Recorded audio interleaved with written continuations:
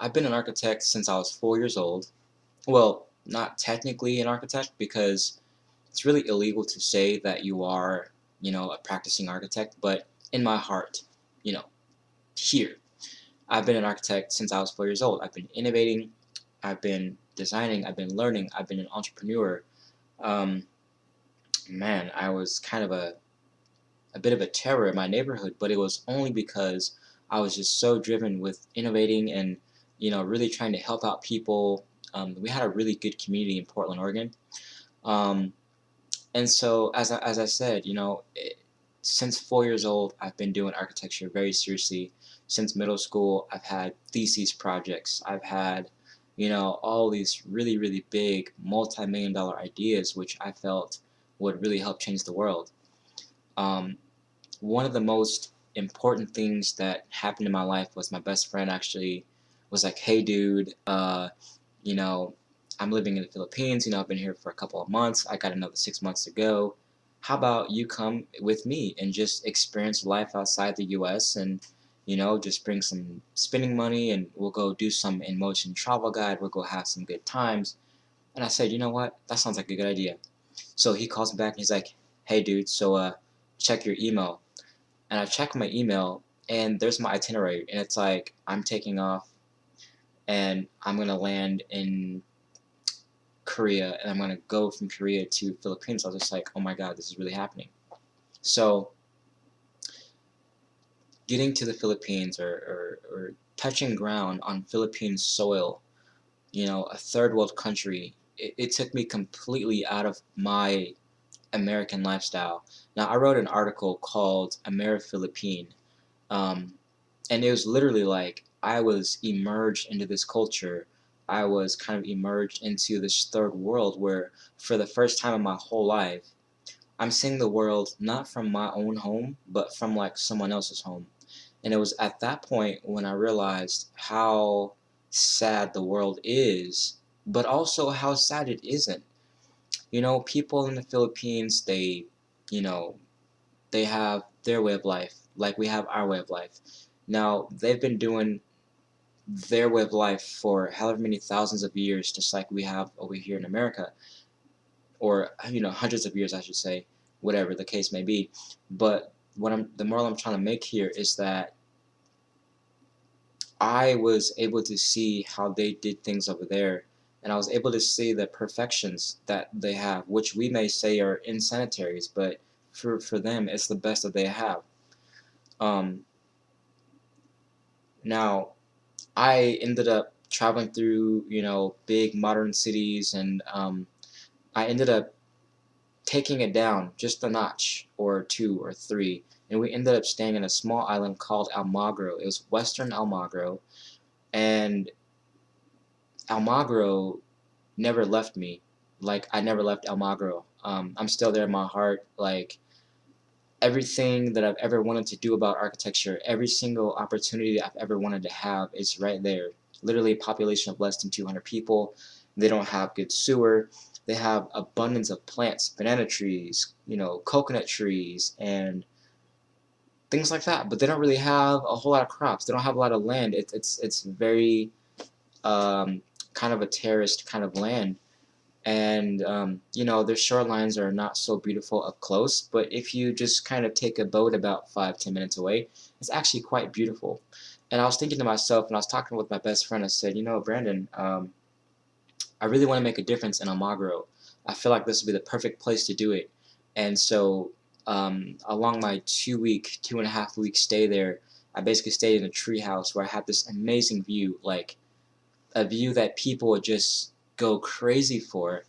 I had an amazing community. We had fresh fruits. We had amazing sunsets every single day. We had fish. We had, again, community. We had exercise. We had mountains. And life was great. Life was what it should have been. But I was like, I could do some modern masterpiece engineering over there. I could really, help them produce energy. They had a generator. It produced energy from 6 o'clock at night till midnight. 6 hours of the day, you guys. 6 hours a day, they got power. Now there are places around the world who have no power. But I come from a place where I have power 24/7. I've got internet. I've got 720p video. You know, I've got palm trees too. But something about being there really, really changed my life, and I had lots of time to reflect on life and about what I wanted to do, and I really found out for the first time that sustainable, renewable architectural engineering is exactly what I'm pursuing. The other most important thing that I realized was when I was younger, I wasn't striving to change the world per se. I was actually so excited that I could build or design my own home. You know, my sister, I always have this thing I say, she taught me how to build houses with box, triangle, rectangle, and rhombus. And those are just the basic shapes that helped me to create these houses, which then were like this rectilinear form, and then they became this curvilinear form. And I know you guys out there are like, what the hell is he talking about? Just keep in mind, um, you know, I've had so much exposure with engineering and innovation that I didn't even realize, like my whole life I didn't even realize all the opportunities that I had. Boys and Girls Club, Intel, oh my gosh, I had so many opportunities that I didn't even realize I was having, and people wonder, why am I passionate about the things that I'm passionate about? Why do I grow plants? Why do I, invent things? Or why do I love waterfalls and the power of water and all these different kinds of things? Well, it's because that's what I was immersed in as a child, and I kind of sought out that paradise. You know, I continued to chase destiny, um, and I'm always going to, pretty much. So, definitely, follow my journey from Academy of Art to Cal Poly to industry. Wherever I go, I'm definitely going to be doing architecture. I'm definitely going to be contributing to my part. Um, so it wasn't changing the world. Changing the world was not my number one goal when I first picked up a pencil.